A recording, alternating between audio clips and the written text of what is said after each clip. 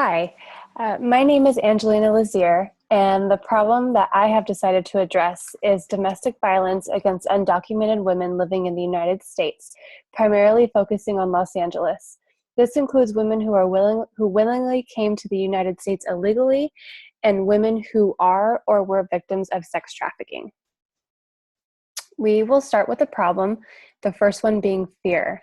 According to the National Network to End Domestic Violence, oftentimes undocumented women are fearful of reporting the incident because they fear they will be deported from the United States. Perpetrators often use this as a tool to prevent victims from speaking up.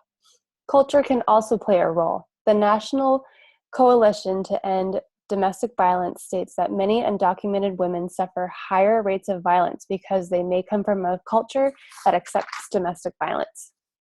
Many victims may also not be aware of the legal and social services offered to undocumented victims. Their access can also be limited due to lack of resources such as childcare and transportation.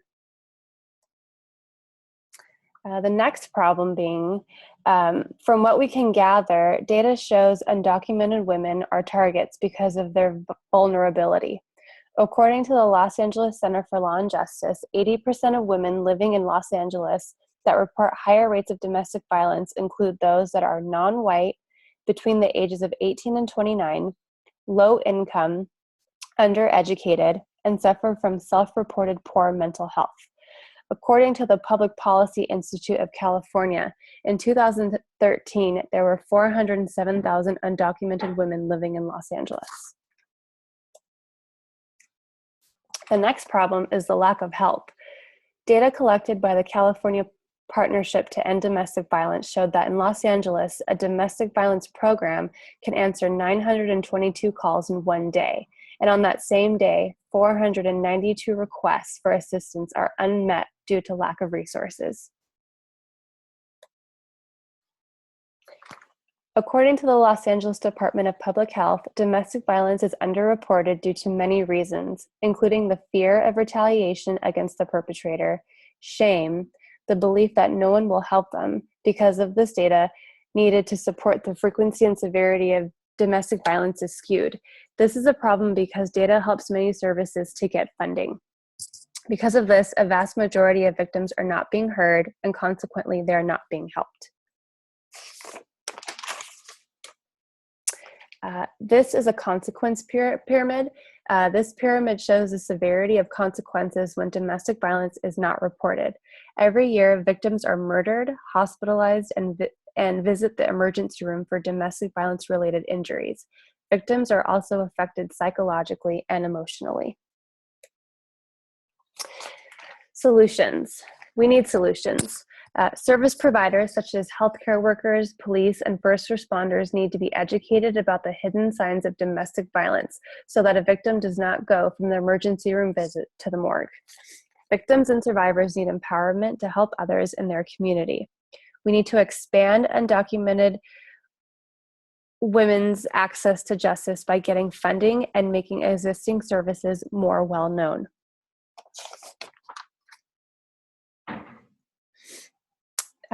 The systems that we will be influencing include the micro level, which will be victims and survivors, the meso level, which are officials, and that includes police officers, healthcare providers, judges, and prosecutors, and the macro level will consist of members of Congress and senators that oppose protective laws.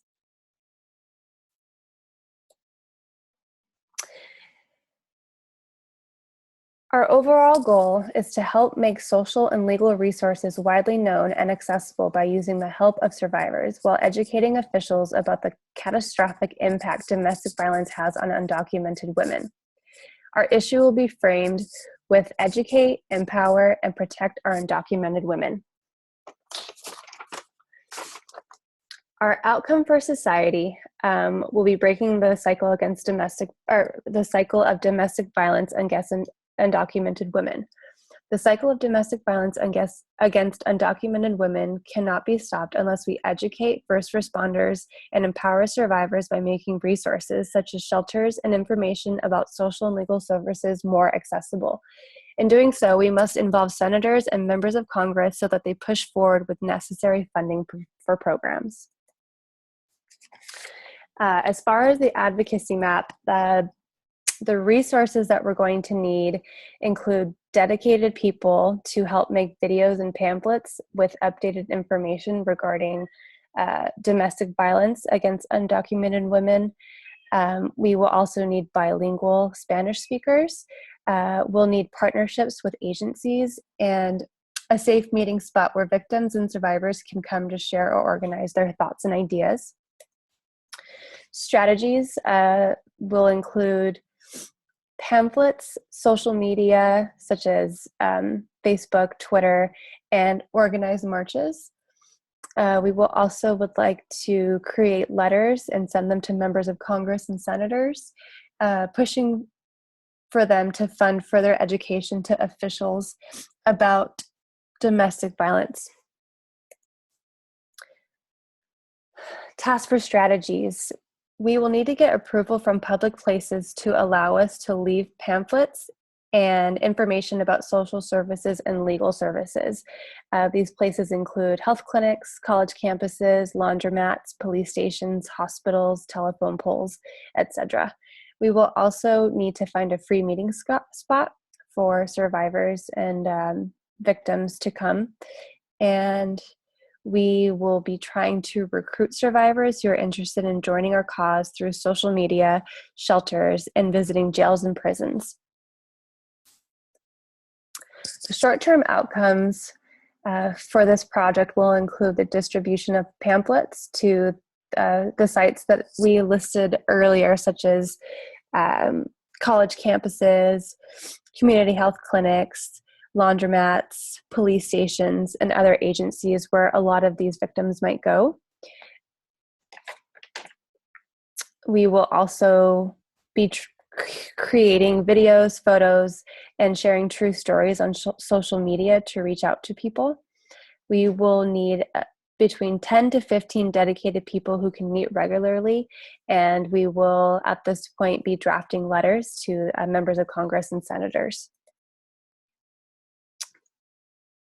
Medium-term outcomes will include an organized march. Our group will have a defined name.